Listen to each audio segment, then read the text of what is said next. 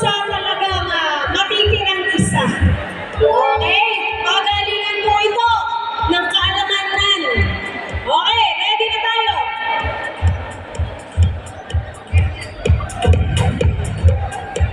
Okay, ready. Sir Ryan Manangan, special mention, katulong mo dito. Yes. Okay, ready na. Unang katanungan. Ano ang kahulugan ng benteng ilaw trapiko? Inulit ko. Ano ang kahulugan ng benteng ilaw trapiko? Makakadali.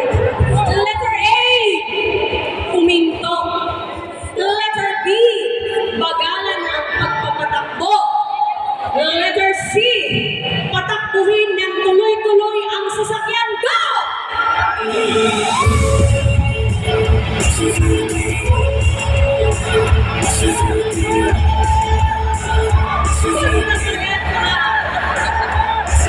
Okay. May chance pa kayong lumipat. Okay.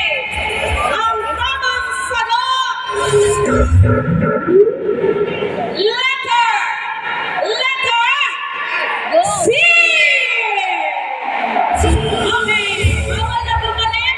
Okay, ganun po tayo. Okay. Yung mga players natin kanina, balik kayo. Asan yung mga players? Tagan mo? Oh, nagahalo-halo kayo. Ano? Letter C. Tayo. Letter C ang tamang sagot. Okay? Letter C ba kayo lahat?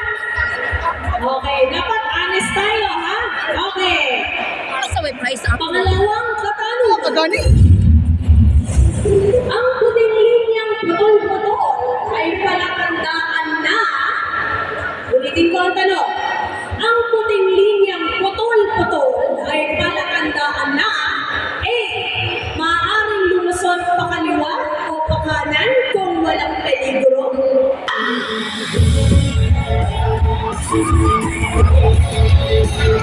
Ayan na.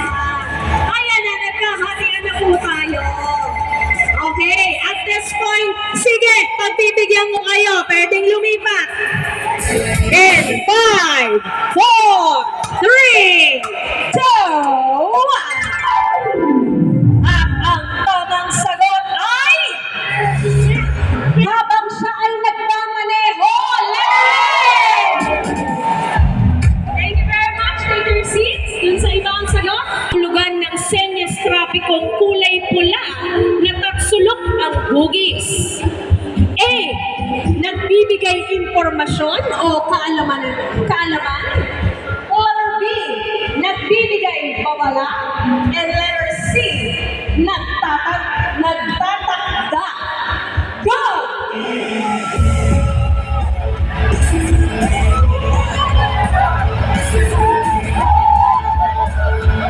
Okay, pwede po mag-iba ng answer? Sige, pwede mag-iba ng answer kung ayaw nyo dyan. Sigurado na ba kayo dyan sa answer nyo? Sigurado na? Okay, ang tamang sagot ay letter B. Balik po tayong lahat. Si Mahog. Shout out sa Ilok. Shout out.